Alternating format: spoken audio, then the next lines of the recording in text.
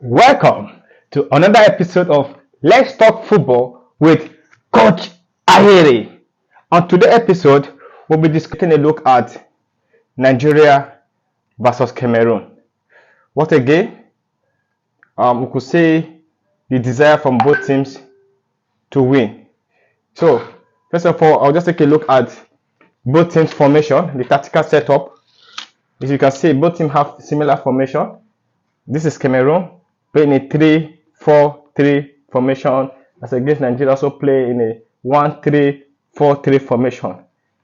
But what I want to focus on in today's episode is the controversy that I've been seeing on social media, on Twitter and Instagram concerning certain players. So before I go further to explain, now I want to say the first duty, or should I say the primary duty of a coach, is to understand the profile of his players. A coach needs to understand the profile of his player. A coach needs to understand the strength of each player, the weaknesses of each player, and which player complements which player. So, and again, then the second duty is to understand which player fit into your formation. What do you want to play? And I think the mistake most people are making, where, as I say, everybody think they are coach, but I think the mistake most people are making is to use the same eyes, or should I say the same eyes they are using to watch their favorite club, maybe Real Madrid, Chelsea, Bayern, to watch Super Eagles. That's why we have a lot of controversy, a lot of statements. This player is not doing well. No, you need to look at Super Eagles as Super Eagles. You need to look at Super Eagles within the content of Super Eagles. Like I said, this coach is basically playing the best tactics that can bring out the best of Super Eagles. We all know before the build up to AFCON, we had a lot of issues with our defense, so many easy goals and stuff. But we'll say the coach has been able to develop a solid tactics that has given Super Eagles so much confidence. Like I said in my first episode, if we must do well in this AFCON, we must take care of certain zone in this game, of which I said the zone 14. Like I said, I will explain the meaning of zone 14 in my next episode. Zone 14 and the white area. We need to protect whoever is this goal, whether Ozoho, Wembele, anybody. We need to protect. As you can see, we consider just one goal. And yesterday game from the start I have here, Cameroon have zero shot on target. It shows that that's a solid defensive performance. So before I go further, take a look at some tactical adjustment in yesterday's game. From the Cote d'Ivoire game, I made some tactical suggestion, and I think I saw a little bit of progress in yesterday's game, especially in our final tour, which is the advanced zone. But there's something I saw yesterday that the Super Eagles were doing. Remember, I said in my previous video that the Super Eagles, if we must go far in this AFCON, we need to utilize the strength of Osimhen. We need to utilize the full potential of Osimhen, and I could see a lot of tactical adjustment. So, but there's something I noticed yesterday in our out of possession. Instead of as against the 5-4-1, I was saying more like a 5-3-2 with Simon coming deep into the midfield out of possession. I was seeing more of this shape yesterday. Then with Osimhen and Lookman stay in front, try to press together. Although occasionally we still went back to see the 5-4-1, but I was seeing more of this, which lead to one of the goal where Osimhen got the ball. Unlike before, that Osimhen was always isolated. Even when he got the ball, he has to hold on to like 4 defenders. But you could see yesterday, the moment he got the ball, Lookman was close by. Like I suggested in my previous video, that they need to play close to Osimhen. So I could see Lookman was close by. The moment he got the ball, he could easily locate Lookman. I will have similar scenario yesterday like that. So that is what I noted, and that is a massive tactical improvement, of which I'm so proud of. So now to answer certain question about Iwobi, I've seen so many people say Iwobi is not playing this, not playing that. Now, we must understand that in football, players have their comfort zone. Players have where they are so good at. Not every player can play different positions and still give you an A game. So, and of recent, and the way football is going now, the number 8 position is becoming one of the most difficult positions. It's difficult to see a player that can do you boss to boss. The likes of Kante and Modi is not common anymore in football. So we could see Osimhen will be playing as a pivot, double pivot, as a pivot. Now the question is, let's create a scenario of what was happening yesterday. We were high up. Now it takes a lot of strength to move from here to here. It takes a lot of strength. Only few players have the capacity. Take note of that. Only few players have the capacity to do this effectively. Only few players in the world. Only few players in the world have the capacity to do this.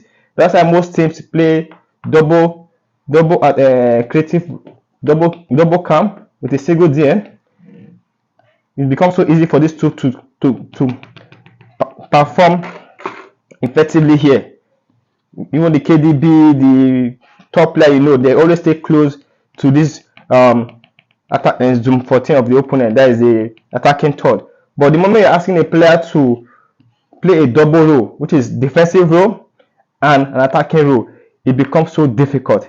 Now, Iwobi is not a box-to-box midfielder. Iwobi is a zoned midfielder. Take note of that statement, zone midfielder. What is zone midfielder? A midfielder can only perform in a particular zone. So instead of Iwobi is giving you his energy here in this deep zone, which is the pivot zone, or he's giving you his best form in this zone, which is the advanced zone. But you expecting Iwobi to do two zones and perform effectively, he doesn't have that stamina, he doesn't have that strength. It's not an energetic player that can run up and down the pitch. No. So and the fact that we don't have Ndidi that could have easily do that for us, Iwobi is easily the best profile to give us that stability. And you might say, okay, why not we play single pivot so that Iwobi can stay here? Onyeka does not have the work rate to cover all this space here, and this will make this back three vulnerable. It's very key. This will make this back three very vulnerable. So Iwobi is playing a very vital role by making sure that we have stability at the back. So at always we have back five. So you see, it's more like the pitch is divided into two, or should I say the player's responsibility is divided into two. That's one area I think we need to give Pizarro his flower. He has able to split the responsibility, the offensive responsibility and the defensive responsibility. So the fact that we have two pivots always giving us a balance at the back with back three and a double pivot. See, we always have a solid back five. So the highest Iwobi can go is here, so he can fully drop back. The moment he arrives here, he has taken a lot of energy to arrive here, and when we lose the ball, he has to sprint here. So you don't expect him to always arrive here with so much energy and creativity mindset to do what we know him to do for. So when people say he's not doing well, blah blah blah blah blah, no, it's because you don't really understand the details involved in playing two zone effectively. So I think Iwobi has been one of our best players in the midfield, giving us a solid defensive coverage. He has sacrificed a lot for the team, and good thing is Simon was able to play more of inverted winger coming into the midfield, because like I said in my first video, I make sure of the gap that exists from here to here, and I can see as we keep progressing, this gap has been occupied by our wingers, which is the inverted winger. Now we normally know Simon to always play on the touchline in the previous AFCON, but now we are seeing him more in this role, more in the midfield to keep us compact, right? To keep us compact, because the moment we have this shape, we see Sima always coming here, Lukman always coming here. So you see, at all we are not having two in the midfield, very solid. And something I also noticed yesterday about the Super Eagles is when we are pressing, we press with 4 players. We press with 4 players. We will be mostly join this, then we see something like this. So you see, so we still have 6 players giving us balance, while this 4 player mostly in a diamond shape. I noticed that a lot, with Osimhen taking the lead. And you can see one of our goal came from press. So you could see that. That's why I said the Super Eagles has progressed massively tactically. Now, why Iheanacho will not fit into this role? Like I said this particular formation is for certain players' profile. It's for certain players' profile. If you notice carefully, everybody in this team is full of energy. They are strong. They are aggressive. They have energy to always track back. Iheanacho will not give you that.